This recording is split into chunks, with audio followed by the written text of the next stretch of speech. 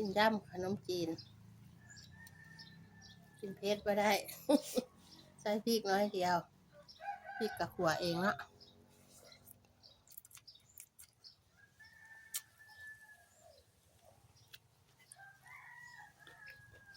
ก็ไม่พากินกับผักแค่อมกับมันจะอยู่สูง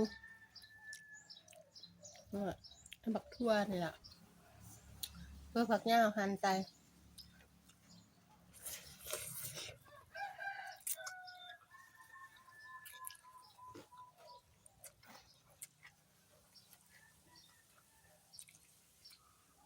แบบ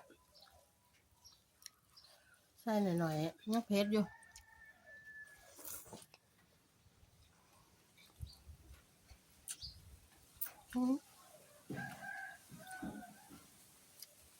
สุดแสบ